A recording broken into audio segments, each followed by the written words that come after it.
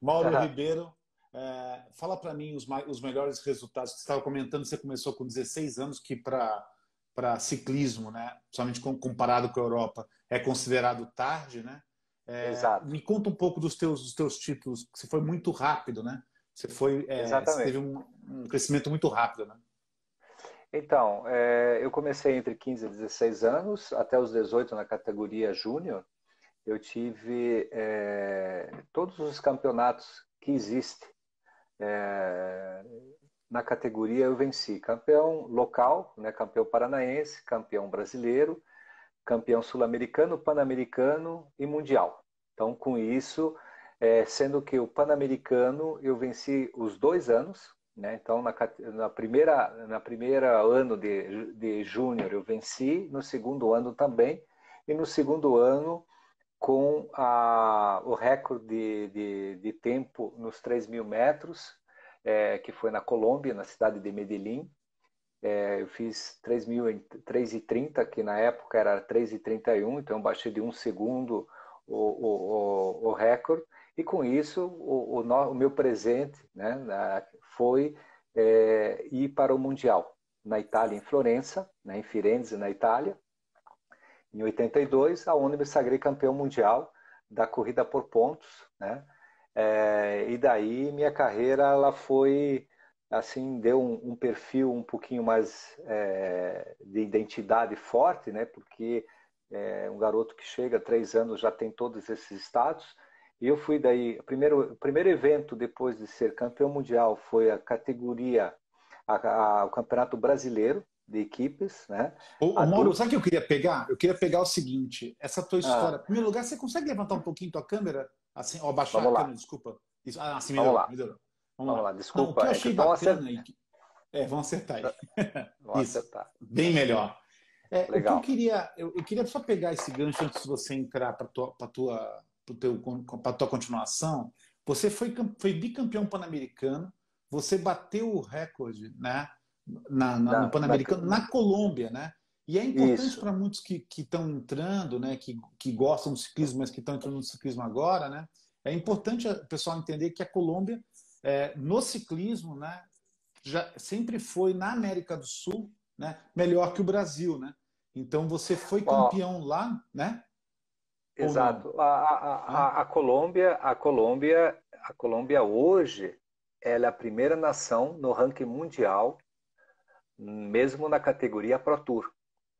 Eu Ah, digo é? assim, a Colômbia sempre foi, né? Sempre Eu foi, acho que né? Eu lembro disso. sempre foi.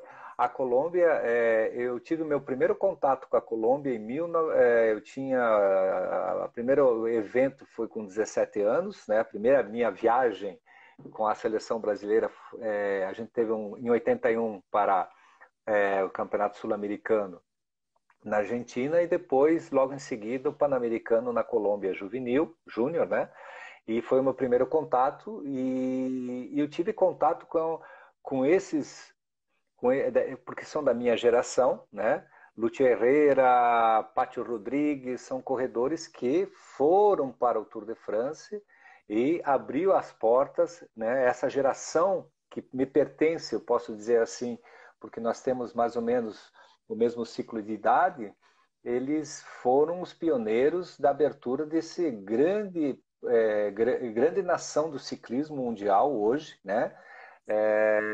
Eles dividem o esporte com o beisebol, né? A gente acha que na Colômbia o futebol ele está dentro desses três nomes de esportes, mas o ciclismo ele é vivido desde sempre com uma paixão muito grande.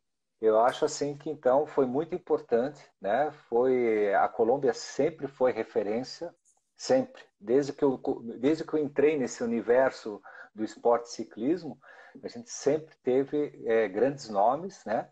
E a gente vinha sempre como uma terceira ou quarta nação. E a minha geração foi uma geração também muito brilhante, como nacional brasileira, foi aonde a gente mais arrecadou, né, medalhas em jogos ou campeonatos pan-americanos, porque a gente sempre dividia esse espaço com a Argentina. A Argentina sempre foi também muito talentosa nesse esporte, né? Então, assim, foi uma referência importante, porque eu bati muitos corredores importantes, né, nesse Pan-Americano, que desses nomes, pelo menos, vou dizer assim, na minha geração, dos 50 nomes mais conhecidos da minha geração de junho, pelo menos 20 passaram profissionais Pro Tour. Então, quer dizer assim, Nossa. era um nível bastante alto na época. E eu queria só salientar isso, né? Que você vai lá para o Pan-Americano na Colômbia, ganha o Pan-Americano, depois você vai para o Mundial na Itália, né? E eu fico Isso. imaginando a cara dos italianos quando um brasileiro vai lá e ganha o Mundial, né? Como é que foi essa Olha, história?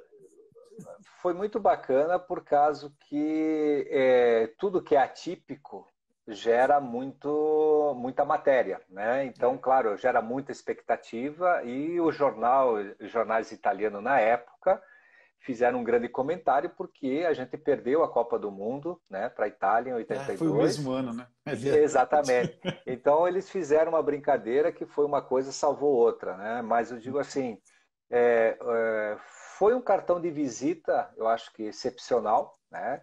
Porque com isso me deu abertura para a minha sequência da minha carreira. Então, claro, a Confederação Brasileira naquele momento o presidente era o seu falecido Bruno Caloi, que eu acho que ele fez um grande trabalho de gestão na sua história de paixão pelo ciclismo, né? Eu faço parte disso porque ele me deu muita oportunidade naquele momento para a gente poder avançar no que a gente tinha como paixão, que era a bicicleta. E me deu essa vitória, me deu um crédito muito grande e houve a expectativa daí de fazer um estágio na Europa, compartilhando já com a carreira aqui no Brasil. Então, na realidade, eu fui campeão mundial em 82, 83 e 84 eu fiquei 4 meses no Brasil, e o restante viajando pelo mundo, eu posso dizer assim, porque a gente percorreu vários países competindo com a camisa da seleção brasileira. Isso foi reforçando e em setembro de 85 eu fui convidado para fazer um estágio na Europa, aonde a história de profissional, vamos dizer assim, de carteirinha, realmente, né, a simbologia realmente profissional de licença especial começou ali. E eu comecei minha carreira na França, em Paris, no período de, vamos dizer assim, de escola, para ver realmente essa pré-seleção, aonde muitos nomes que fizeram história do ciclismo mundial, né? Para quem conhece um pouquinho, Phil Anderson, Alan Paper, Sam Kelly, Stefan Roche, que são, vamos dizer assim, são nomes que contribuíram para a globalização do ciclismo mundial. São todos de nacionalidade irlandês, australiano, sul-africano, mexicano, e eu estava envolvido como brasileiro nessa história.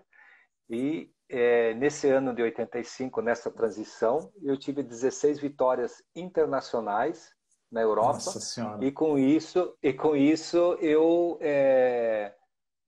me credenciou com um convite de uma equipe profissional, aonde eu fiz uma carreira de 10 anos. Né? Eu tive 10 anos você ficou na equipe?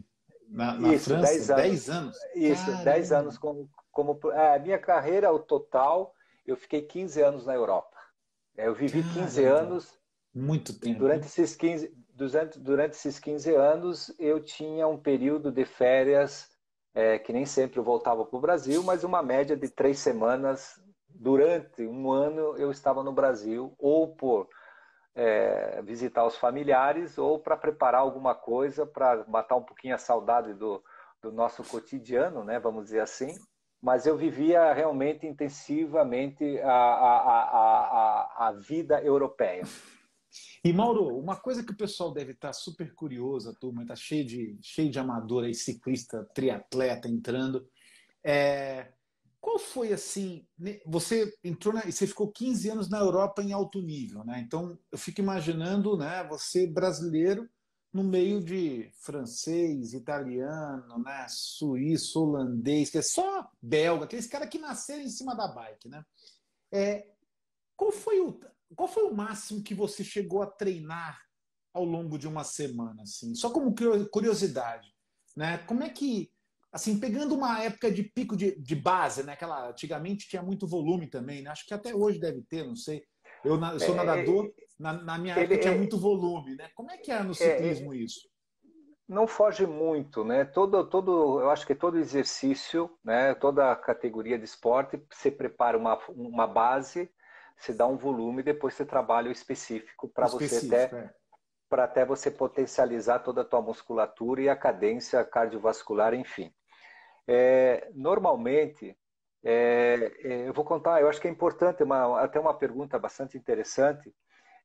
Na minha geração de 85, vamos dizer assim, 86, que eu entrei no ingresso como ciclista profissional, era o momento do ciclismo paixão antigo para o ciclismo moderno.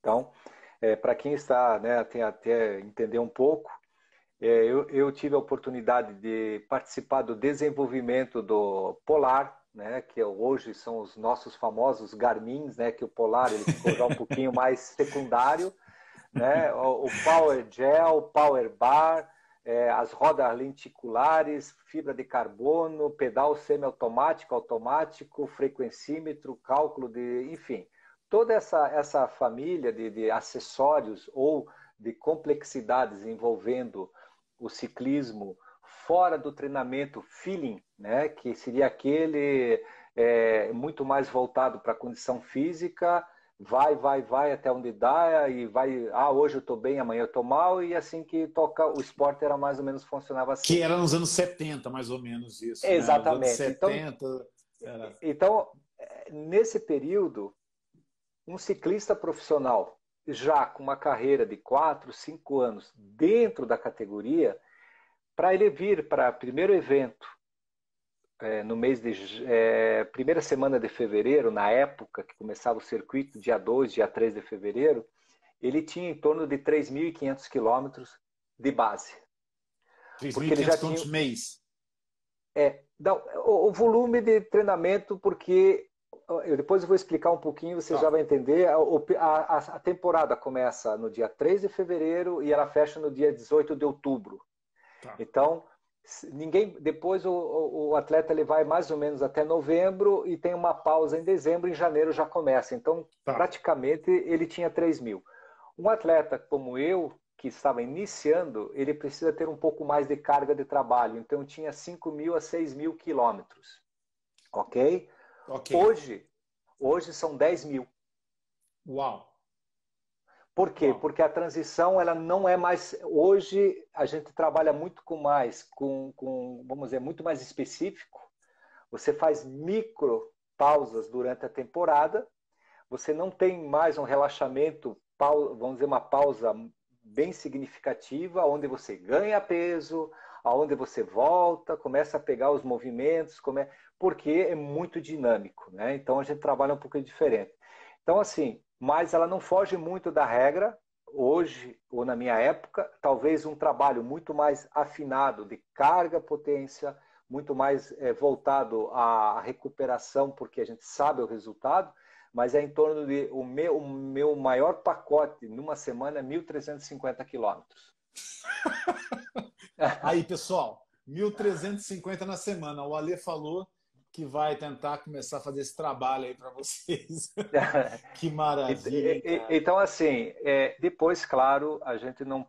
Como a gente fala, se você falar para um tenista quantas horas ele treina por dia, ele diz assim: eu treino 2 horas, 2 horas e meia. Mas quantos eventos você faz? Quanto é a dinâmica do teu. Então, assim, a gente percebe que quanto mais você é competitivo, quanto mais você termina os eventos, menos você treina.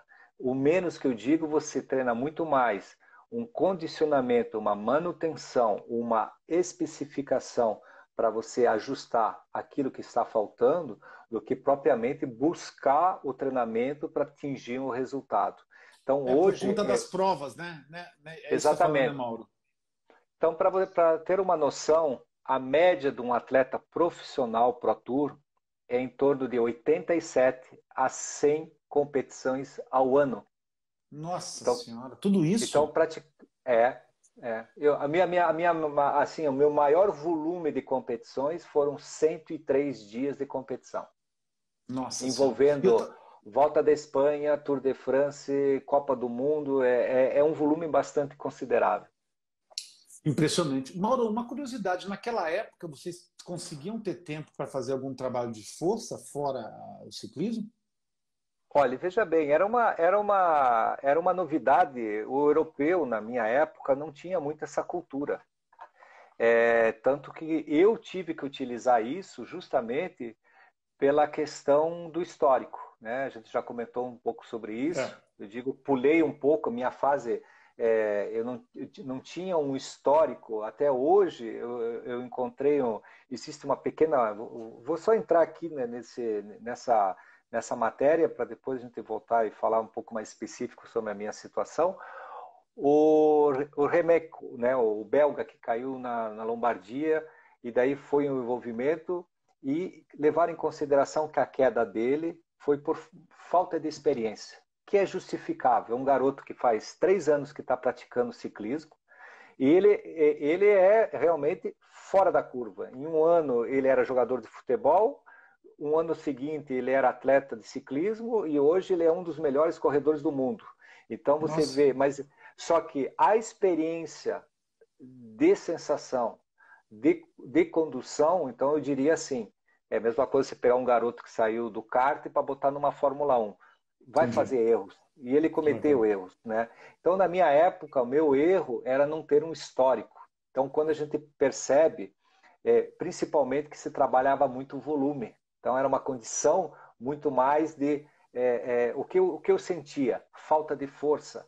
Então, eu trabalhava horas na bike e eu tinha ainda que gerar essa motivação, porque eu posso dizer assim, quando você faz 4 horas e meia com um ritmo praticamente de 3.600 metros de desnível num treinamento, e que você fez uma média de 33 de média horária, quando você volta para casa, às vezes em quando você não tem muita motivação de sair outra vez e É, trabalhar, fazer é. musculação. Mas era um trabalho de compensação que eu precisei fazer. Então, realmente, era uma coisa muito pontual de alguns atletas que não faziam parte da cultura europeia, e hoje já Tá. faz Hoje já hoje é uma faz coisa muito normal. Eu digo assim, é muito uma não. compensação. Na época era muito mais um pouquinho de isometria para tentar equilibrar um pouco o músculo, mas trabalhar realmente para buscar a condição, não. Hoje já é uma coisa muito pontual, né? A gente vê que quando você tem uma queda ou uma falta de musculatura, você compensa com exercício localizado, né? Que é uma coisa, Legal. eu acho que é muito bacana isso, né? Estamos conversando com o Mauro Ribeiro. Lembrar todo mundo que quem quiser fazer perguntas, no final eu vou liberar um tempo para perguntas, então vocês têm a caixinha ali de perguntas, podem perguntar. O Mauro estava, quando ele estava comentando, é que a gente teve uma queda de instabilidade e teve que voltar. Quando ele estava comentando que ele sentiu um gap, é porque ele começou a treinar ciclismo, ele conheceu o ciclismo com 16 anos de idade. Então, ele já com 5 anos depois, ele já estava. 5 anos depois, né? Você já estava na Europa Praticamente. treinando, mas é praticamente isso. Eu já era profissional.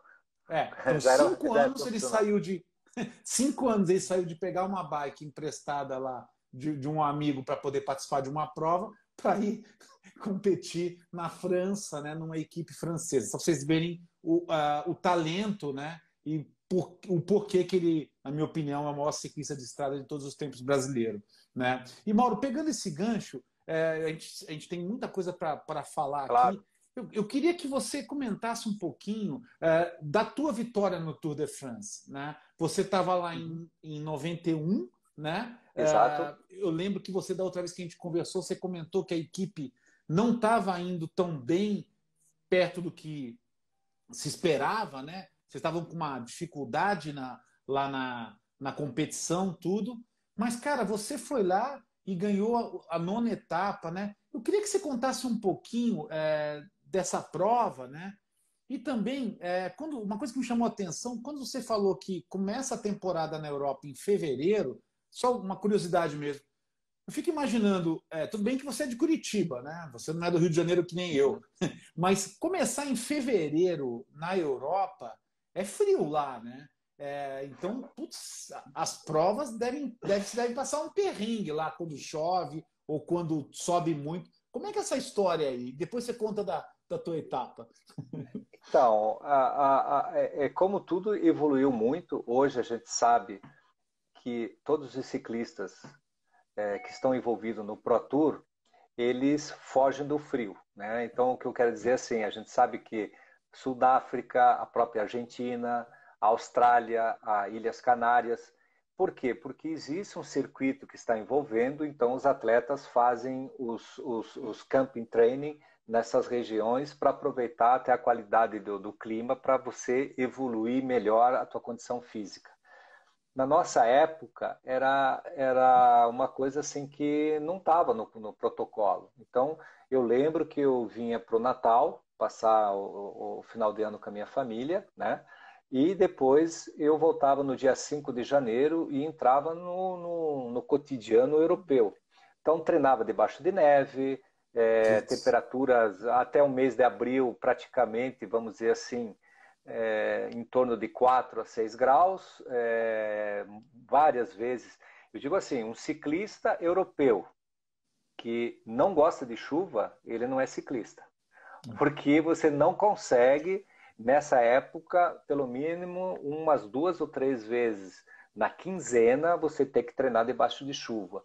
E na Chuva e Europa, frio, né? Chuva e exatamente. frio, né? É uma coisa que faz parte do cotidiano, né? Eu já fiz prova, por exemplo, o Wetvolk, que é uma prova na Bélgica, que a gente largou a prova e faltando 50 quilômetros da chegada, teve que ser interrompida porque não tinha mais condições de circular de tanta neve que tinha. Não tinha Nossa como, Senhora. era muito perigoso e eles decidiram parar a competição. Então, assim, já tive o Tour de Flandres, por exemplo, que eu terminei em 25º, largaram 218 corredores, terminaram 36 corredores. Eu cheguei Nossa. realmente no grupo, não tinha fisicamente condições de sprintar, né? Porque chegou um grupo, eu cheguei no grupo principal, o vencedor estava no meu grupo, só que eu não tinha força nem de levantar do cilim, e a gente fez a prova com menos 6 graus negativo, toda ela, Nossa sete Senhora. horas e Nossa. meia. Eu estava azul, azul. Então, Nossa faz, Senhora. faz parte, faz parte. Com É. peso bem reduzido, né? Então, digo assim, a sensação É. térmica é muito difícil de lidar. Faz Nossa. parte, eu digo, não é uma É. coisa. Tem que ter, tem que ter muita cabeça, né, Mauro, nessa hora, né, cara? Muito foco, muita. Porque é o muita esporte já é concentração, com difícil, né? certeza. É muita É, concentração. é, Mas o é. frio, né, atrapalha muito. Você, Agora vamos lá. você, Vamos lá em 91, Tour de France, nona etapa. Conta um pouquinho desse dia. Você já estava nona etapa, né? Como é que você estava vindo na competição?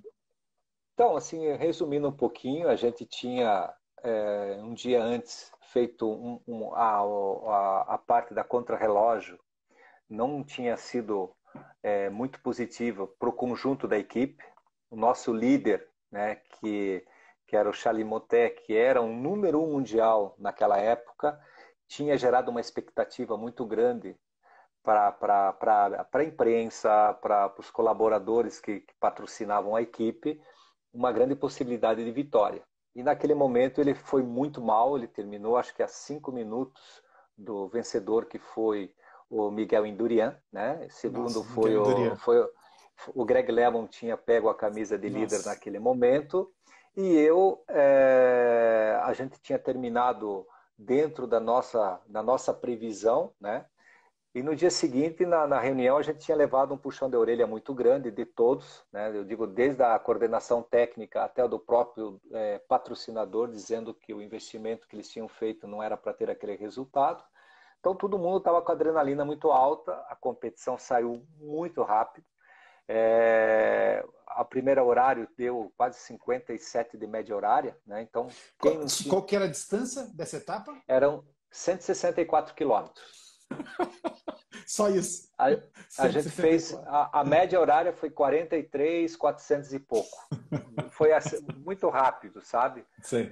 E então uma competição que sai, a gente chama, ela saiu inverso, né? Então ela saiu muito rápida, então você não tem tempo de repouso, você já entra no jogo, quer dizer, se você não está bem, você já paga seus pecados durante 4, 5 horas, porque você não tem tempo de recuperar, aquilo é muito Nossa. dinâmico, né? É uma condição que você diz assim, será que vai parar? Não para. Não para, é 1 hora e meia, intensiva. Eu digo assim, Nossa.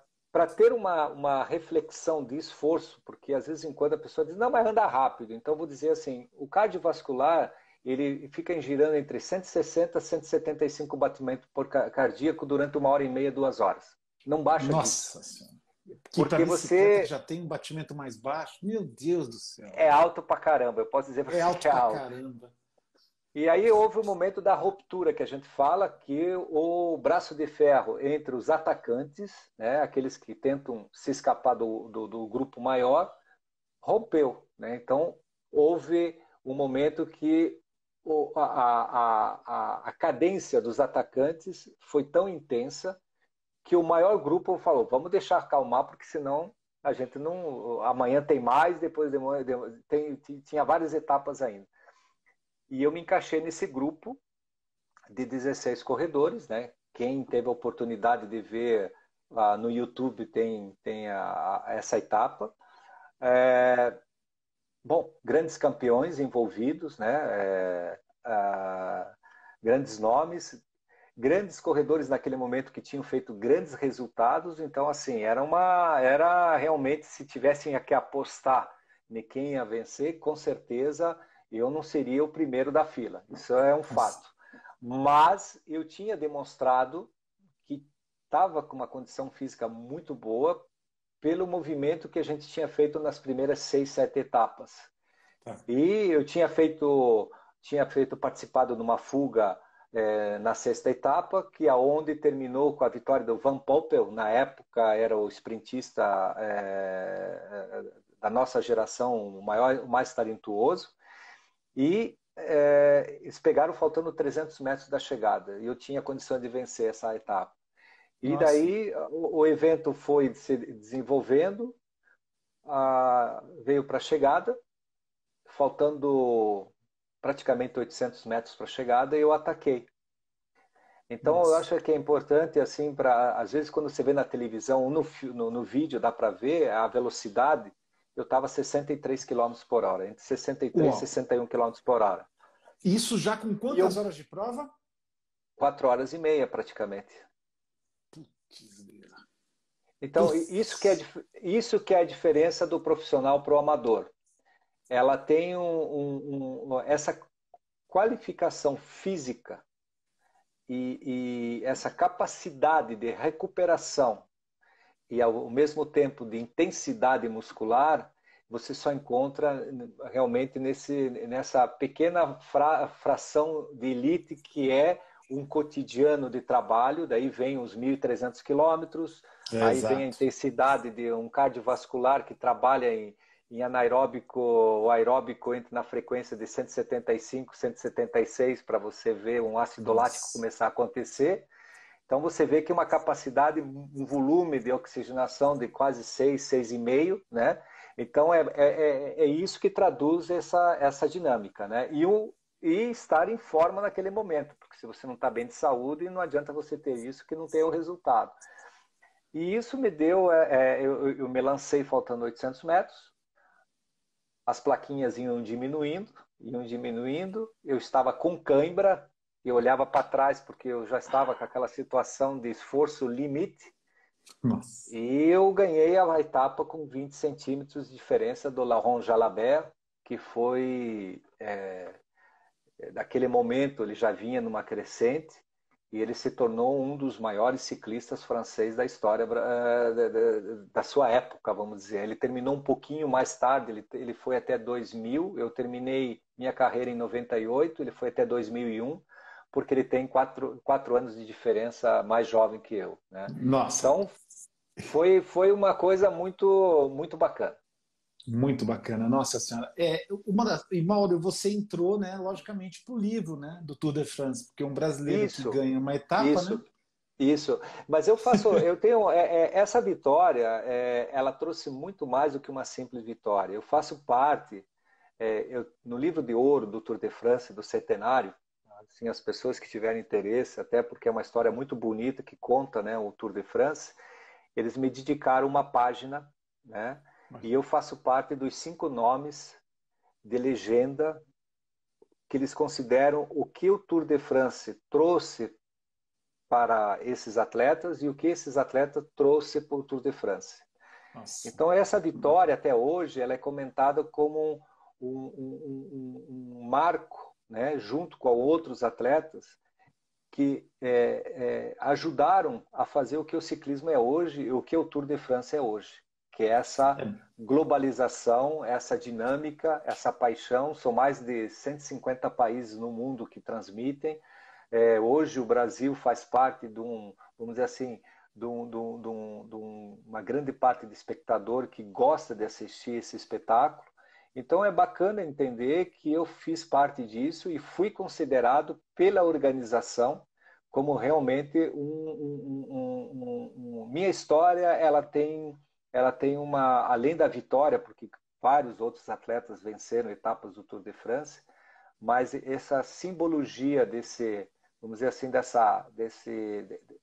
dessa história, né, é muito importante, porque até na é. época eu falei, mas os colombianos, eles também fizeram história. Ela falou, mas os colombianos já vieram com uma estrutura. Você veio, você, com a tua vontade de vencer. E isso É que isso. conta para nós. Então, isso é muito bacana. Não, sem dúvida, Mauri. Uma das grandes alegrias que eu tenho de todo esse momento que a gente vive, dessa pandemia que a gente viveu, né, e que está Aham. vivendo, é a possibilidade de poder falar com pessoas como você, né? Que eu entrevistei o Ronaldo da Costa, eu entrevistei Marilson, entrevistei Gustavo Borges, Ricardo Prado, e você, né? Porque as pessoas têm que entender. É legal poder levar essa história para as pessoas, porque o brasileiro, infelizmente, principalmente acho que a turma está conhecendo o ciclismo muito mais agora, né? Sim, sim, Então, com o certeza. Brasil, que Com você falou, o certeza. Brasil tem hoje uma comunidade de ciclista impressionante, só crescendo, né? O Zwift que Exato. o diga, né? O Zwift Exato, é uma exato. plataforma que está todo mundo lá. Mas talvez a turma não conheça essa história de 40, 35 anos atrás, né? E, e é muito legal poder falar isso, Mauro, porque o que você fez realmente, cara, pelo ciclismo nacional, né, pelo esporte nacional, é algo extraordinário. E, Mauro, eu como venho do esporte, né, eu e outras pessoas que estão assistindo aí e tal, sabe uma das coisas, eu fui nadador, né, como você sabe, Aham. uma das coisas que eu mais me impressiono no ciclismo é o seguinte, né, na natação, quando a gente vai competir num Troféu Brasil, né, ou num campeonato americano como eu participei, a gente Uhum. tinha 5 dias de competição, né? E nadava eliminatório e final.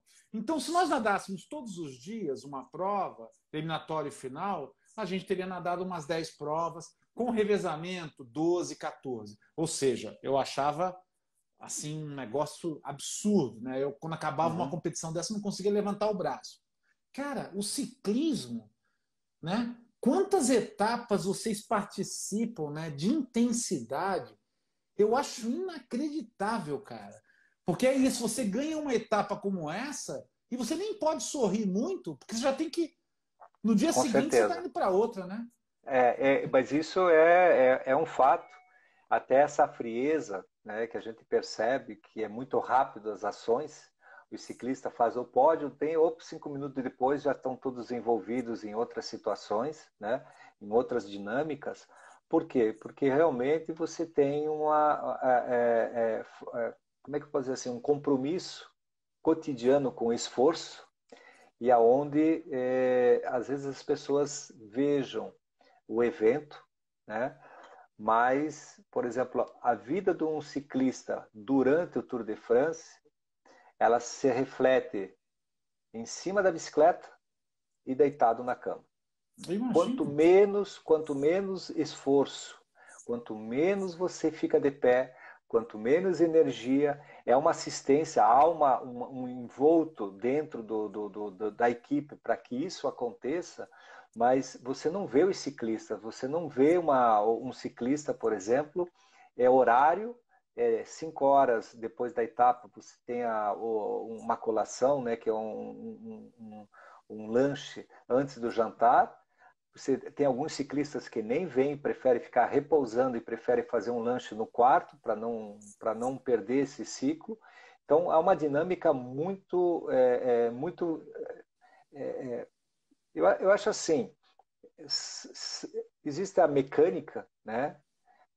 O sistema de ventilação é um pouco diferente, porque você tem o ar, você tem uma dinâmica do esforço, a bicicleta ela te proporciona uma velocidade, né? Vamos dizer assim, que te permite você ter pontos de repouso em descidas, tecnicamente, você tem um esforço maior na subida, mas realmente é um esporte que você precisa muita dedicação, né? E assim, dentro dessa qualidade, eu acho assim que a diferença, por exemplo, para a natação, é que por mais que os eventos dentro da categoria natação, elas pode ser 800 metros ou 1.200 ou 1.500, 1.500. 1.500, por exemplo, É. ela precisa de explosão, né? Então É. uma etapa de 200 quilômetros você não consegue fazer a Não. 100%, né? Por Não, isso que eu e digo o que é que um me, braço de ferro. Então, não, e o que assim, me impressiona são 21 etapas, né, Mauro? Vocês tiveram lá, né? são 23, entre 21 e 23. 23 etapas. Hoje está É. mais dinamizado como 21 por causa do regulamento, mas o evento que eu fiz, o Tour de France, durou 20, eram 22, 23, 21 etapas, 2 dias de repouso, e entre treinamento, já envolvendo, quando eu falo treinamento, é o dia que a gente chegou, começou a fazer o pequeno treinamento de sustentação da condição física para o evento, né? Para entrar na primeira etapa. Eu fiz 4.293 quilômetros, bem preciso. Nossa Senhora. Entre Nossa Senhora. evento e aquecimento e tudo. Porque era tudo Não, uma coisa. eu gostei do 4.293. Porque foi uma coisa bem marcada, porque a gente tinha Marcada, né? bem marcada. Porque são todas, assim, uma coisa que eu acho interessante, todo ciclista, ou eu acho que todo atleta, tem um lado de superstição, por mais que seja leve, alguma coisinha, ou os dados. Eu era um atleta, uma pessoa que marcava, eu tenho os livros, hoje o meu treinamento foi assim, Sim. dava, sabe, aquela Eu leitura sei. de você se valorizar ou se avaliar para ver como estava indo o seu dia. Então, para mim, eu tenho vários livros anotado todos os meus movimentos durante a minha carreira. Ô, Mauro, é muito legal você tocar nisso, porque, de novo, né, a gente está falando aí com a turma, tá cheio de amadores, ciclistas amadores, e eu acho que não é sempre que a gente consegue falar com um campeão do Letap, né? De uma etapa do Letap. Pessoal, lembrando, quem quiser fazer pergunta, pode fazer na caixinha, que eu, no finalzinho aí, eu libero uns minutos para a gente responder. Mas pegando sobre isso, Mauro, eu também fui atleta de natação, fundista, mas quando você compara um 200K, né, 170K de etapa, 21 dias, ou no fundo da natação são 1.500 metros, né? Mas a gente tinha que Sim. nadar 10, 12 quilômetros por dia, o que para natação é Exatamente, bastante, né? já se Mas torna uma coisa. é bastante, porque você tem que também correr e também fazer trabalho de força. Mas uma coisa legal que você falou, eu tinha também, essa coisa de anotar. Eu tinha todos os meus treinos anotados. Então, talvez o pessoal que gosta, que está querendo evoluir no ciclismo, um dos pontos aí que acho que faz uma diferença do atleta mesmo que está focado é ele saber, ele anota o treino. E ele anota para lembrar que naquela etapa que ele está começando, naquela nova fase que ele está começando, para ele comparar com a outra fase, né, Mauro? Então, quando você começava Exatamente. em fevereiro, né, de 91, você compara depois em fevereiro de 92, como é que você está começando e O sente como é que peso, está o peso, né? tudo. Você pega a referência e você, aquilo que eu digo, você gera uma expectativa ou uma alta avaliação de você. Se as coisas estão dando certo, você cria uma boa Exato. estima e você sempre compara o momento de evolução. Eu acho que isso, se a gente parar para pensar, a gente faz o nosso cotidiano, né, do trabalho. Quem está envolvido com o É, trabalho sempre está buscando informação e sempre compara aquilo que aconteceu um ano anterior com o que está acontecendo e sempre coloca os seus pontos, o porquê está mais à frente, o porquê está mais atrás. A gente sempre acha uma solução para dar um entendimento. Então, isso é uma coisa que, pelo menos na minha geração, era uma coisa normal, as informações eram muito avaliadas, transmissões usadas na época, não nesse evento, o pessoal, o ano passado, usou isso, porque a temperatura estava assim. São informações, eu acho que a gente vive de história, as histórias elas existem justamente porque elas servem como referências, né, para a gente continuar, e é interessante. Então, eu digo assim, é uma coisa que eu acho que ainda hoje, mais ainda, né, porque a gente percebe que todas as informações são relatadas pelo personal training ou pela equipe que está envolvida, e a gente percebe que o atleta ele é avaliado 15 dias antes do evento, já sabe que ele não vai participar porque a condição física dele não vai estar à altura, como está acontecendo nesse momento para a largada do Tour de France. É super interessante, é uma fantasia que eu gostaria de estar vivendo hoje, por causa que eu acho que a sensibilidade do corredor que consegue passar a informação para o treinador ou para a pessoa que segue o trabalho é um a mais. É um 10% que às vezes você não consegue quando você não tem essa visão. A gente chegou a falar na nossa último bate-papo sobre isso, né, Mauro? Que é a história do seguinte, eu também pensando, porque a gente tem mais ou menos a mesma idade, né? A gente Exato, competiu exato. numa mesma, eu na natação, você no ciclismo, mas a gente competiu na Exato, mesma exato. idade. É muito legal, né, hoje o que os amadores e profissionais têm, né, à disposição em termos de relógios, né, de potencímetros, né, de dados e informações, além de, logicamente, os materiais. Né, as bikes hoje estão Com certeza. mais leves, né, as relações, né, os câmbios estão melhores. Mas é muito legal, né? Isso te dá uma boa saudade, né? Uma vontade um pouco de aproveitar. Lógico que foram outros tempos, mas é algo que você gostaria, Ah, não é? com certeza. Eu sou fascinado. Eu acho que assim eu fico eu sou muito ativo ainda, né? Eu tenho muito contato. Eu não desliguei do cotidiano eu tenho muito contato com diretores de equipe. Você pedala Desde ainda, Mauro? Você pedala ainda? pedalo, mas eu pedalo pelo prazer, né? Então eu não Tá, tenho sim. mais um compromisso. Eu Tá, cuido da minha condição física, né? tá. Então eu pedalo em torno de 300, 400 quilômetros no mês, eu corro um pouquinho a pé, eu me envolvo, mas assim, eu aprecio muito a evolução, né? Eu acho que o ciclismo é um esporte que traduz muita tecnologia, tanto na parte fisiológica, né?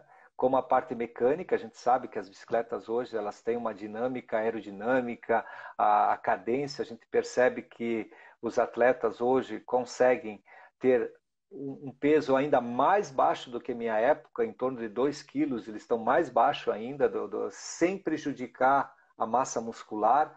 Isso eu acho fantástico, por causa que você vê essa dinâmica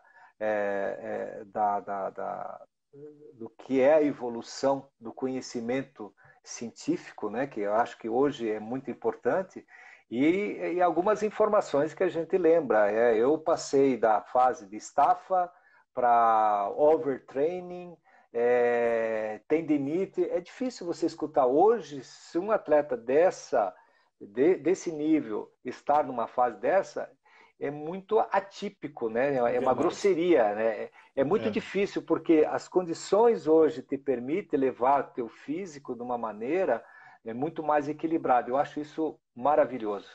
É verdade. Você falou uma grande coisa. Grande coisa. Era muito comum nos anos 80 o atleta entrar em overtraining de qualquer atividade, né? Porque os Exatamente. treinadores não tinham como ficar mensurando o tempo todo ali para saber fisiologicamente como é que estava, como é que tinha sido a carga de treino. Muito legal. Mauro, uma pergunta. Me fala, eu sei que pode ser um pouco diferente, me fala assim, me fala o teu maior erro no ciclismo e depois talvez o teu maior acerto, que talvez seja até o Tour de France, não sei. Mas o que você acha que foi o maior erro teu, assim, como Ciclista. Eu tô falando isso para até para o pessoal poder ouvir um pouco, né? eu acho assim, eu posso falar de duas formas, né? Talvez ter sido um pouco mais agressivo em alguns momentos, né? Mas eu acho que isso vem da tua postura. Então é difícil você dizer se ia dar certo ou não. Eu acho que o meu maior erro é ter nascido podia ter nascido agora e fazer o mesmo histórico. Eu acho que seria muito interessante.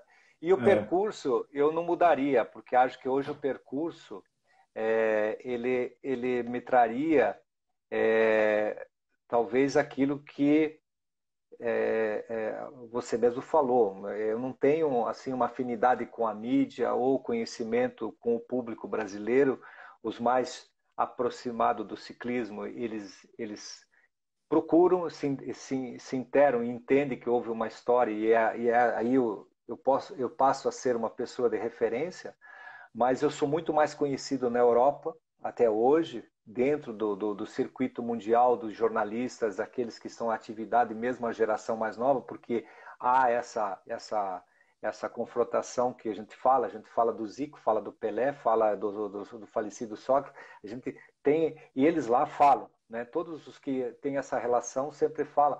Até hoje, por exemplo, Murilo Fischer estava no Dauphiné Libéré. Eu fiquei muito feliz que ele estava com o pessoal que quis falar comigo, para um jornalista que queria bater um papo, saber como é que eu estava, porque sim, então quer dizer assim, essa é uma coisa, é uma gratidão, né? A gente não vive desse tipo de situação, mas é interessante. ah, Então eu não, não, mas é importante. O reconhecimento acho que é um negócio bacana. eu acho legal, mas então assim, hoje, brincando, né? Então, mas eu acho assim, talvez seja um momento ter sido mais agressivo, né? Entendi. Mas não na bicicleta, porque na bicicleta eu fui sempre agressivo. Mas Sim. talvez em alguns comportamentos, por eu ter, a gente ser sul-americano, tinha vamos dizer assim, hoje muito menos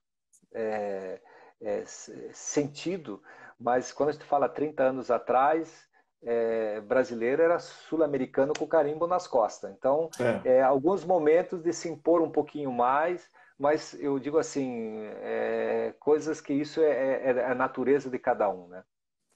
Me fala uma coisa, Mauro.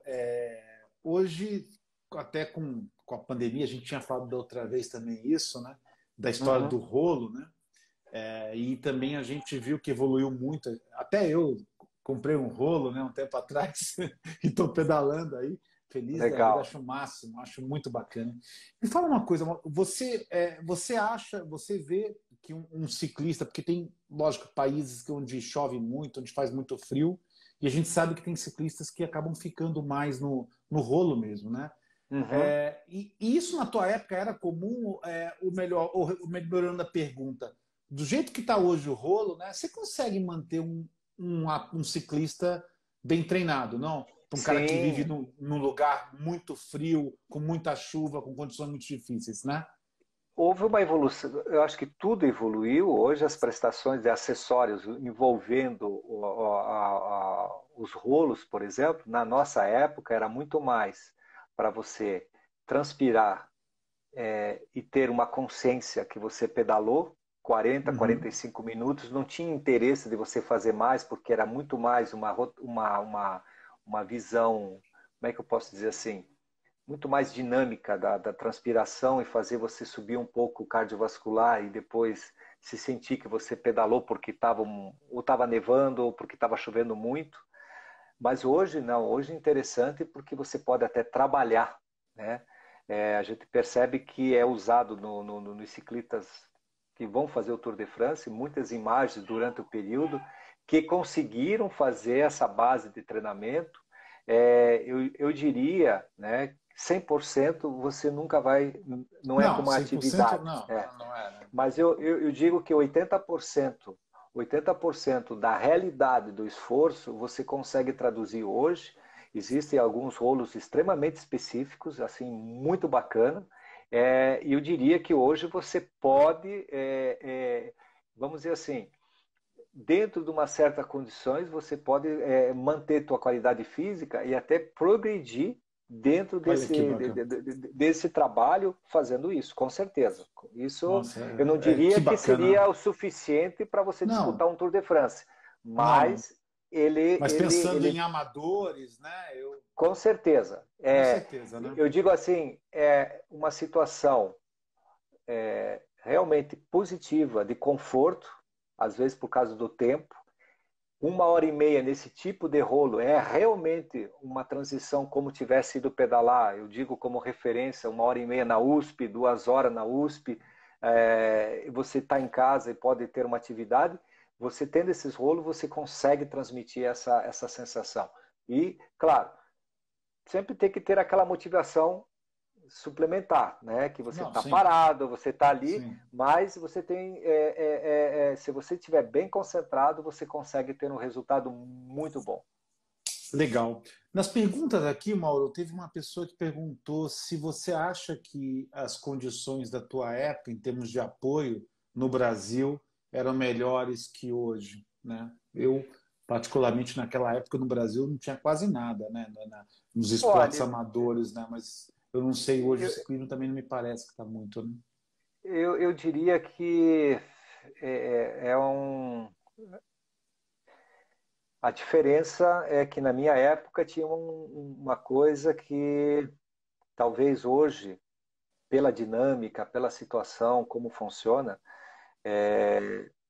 talvez essa geração jovem ela precisa um pouco mais de estrutura para poder se engajar dentro daquilo que ela vai se comprometer, né? Na minha época, eu, pelo menos particularmente, eu tinha duas coisas, era estudar e a bicicleta como esporte. E eu competia com paixão, eu não estava procurando financeiramente.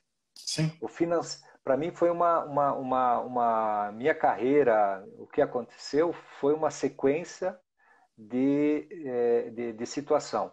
Tanto que quando eu decidi ir para a Europa, eu tinha que decidir, eu vou para a faculdade ou eu fui para a Europa. E daí, claro, entendi. escutando, sempre tem aquela pessoa que diz, estudar você pode estudar depois. A oportunidade que você está tendo do convite de ser profissional talvez seja única. Então, eu me lancei para lá. E ali, a partir desse momento, que realmente eu fiz. Então, eu vejo assim, era difícil, mas existia eu diria que tinha uma oportunidade maior. As diferenças, as diferenças de tecnologias não era tão importante como hoje. Os custos, eles não era difícil pela dinâmica do país estar fechado, toda aquela situação, mas ela não tinha assim uma abertura como tem hoje. Hoje realmente a distância ficou imensa pela essa tradução de tecnologia envolvida, por esse trabalho, pela própria regulamentação do calendário da UCI e as exigências que eles estão pedindo para um atleta jovem participar, ele vai colocando as barreiras, né? E a gente sofre, eu digo assim, a gente tem um crescimento gigantesco no ciclismo brasileiro, que eu considero qualidade de vida, bem-estar, né, É. essa projeção de se condicionar, mas a geração de garotos está muito distante de ser o ideal, isso é um fato. A É, gente tem muito, é. muito pouco. Aí é Então, estrutura mesmo no país, né? É uma estrutura que eu sinto do país, né? eu digo assim, eu acho que da mesma forma que a gente despertou a paixão dessas pessoas como qualidade de vida, como posso dizer assim, como estilo, como Estilo mesmo. aprendizagem e É, várias coisas, a garotada poderia vir junto, né? Mas é, existem várias situações, então eu é, diria é, que era talvez um pouquinho melhor na nossa época. entendi. Mauro, a gente está, daqui a pouco deve estar acabando aí mesmo, a gente tendo que voltar, mas eu queria, como tá cheio aí de Sim. ciclista que adora, né? Não, pode ficar à vontade. Eu queria te perguntar uma coisa, Mauro. em sua opinião, qual que é o segredo do ciclismo, assim, né? Qual que seria o segredo para... Se você... Não estou falando agora de ter um outro Mauro Ribeiro, não é isso, mas pensando na turma que corre, que treina, desculpa, ciclismo, aí amadores, né? Pessoal de 30, 40, 50, 60 anos de idade, que encontrou esse esporte maravilhoso, lindo, né, que é o ciclismo, né, um esporte que tem a bicicleta também, que é uma coisa maravilhosa e linda, né, e acaba sendo Uhum. muitas vezes competindo com a esposa, né? Eu Tô falo que brincando. a bicicleta virou a namoradinha do brasileiro. Exatamente, ou competindo com o esposo, com o namorado, né, dos dois lados. Mas assim, qual que você vê assim para essa turma que está pedalando, que está levando a sério, como na nossa turma aí que acorda 4:30 da manhã para ir treinar, tudo? Qual que seria o segredo do ciclismo, assim, na sua opinião? O que você poderia falar para essa turma aí? Olha, eu acho assim, eu admiro muito, eu sou bem sincero, porque Eu também admiro. quando você faz o trabalho, porque inconscientemente você faz o que gosta, mas ele se torna um trabalho, então a gestão disso, ela gera um lado muito intelectual, no sentido que você deve se cuidar, você se coloca em questão, você sempre está competindo com você, com os colegas de equipe, porque A são gente tem poucos que 2 minutos, hein? competem. 2 minutos. Exato. Então, assim, eu digo que eles estão de parabéns. Eu acho que o ciclismo traz muito esse espírito de juventude, traz esse intercâmbio com pessoas que a gente, né, existe uma conexão rápida nas pessoas que se envolvem no esporte. Eu falo do ciclismo porque a gente vê, mesmo pessoas que você não conhece, você se aproxima rápido, você É. cria essa afinidade. E, assim, eu acho que, é, falando do ciclismo, ele te traz um equilíbrio, ele te traz essa espírito de aventura, né? É um esporte que te leva sempre para frente, isso, né? E é uma coisa que você pode descobrir vários percursos, várias situações com um olhar, né? E além de te trazer essa dinâmica de reflexo, porque você, mesmo que você esteja envolvido, então digo assim, é tudo de bom em torno daquilo que te traz tranquilidade depois de um dia de trabalho ou um começo de trabalho, essa situação que você pode pensar só coisas boas, né? Então eu digo, E ter então de parabéns, paciência né? e ter paciência para evoluir, né? Porque Ah, um mas bom isso ciclista leva tempo. tem que fazer calo, né? Calo Exatamente. no bumbum, né? Eu acho assim 30 que segundos. tudo que às vezes o tempo ele pode estar sendo longo, mas ele sempre vai ser favorável lá no fim. Isso é uma Mauro, coisa. a turma vai encerrar 15, 18 segundos. O pessoal está te convidando para vir treinar com a gente. Quando você vier para São Paulo, me Me avisa, convidem, tá? eu vou com o Eu vou maior te prazer. convidar. Marca aí, marca que eu vou fazer um pedal com vocês. Obrigado mesmo, viu? Pessoal, boa noite. Imagina. Obrigado, Mauro. Um grande abraço para Valeu, você. um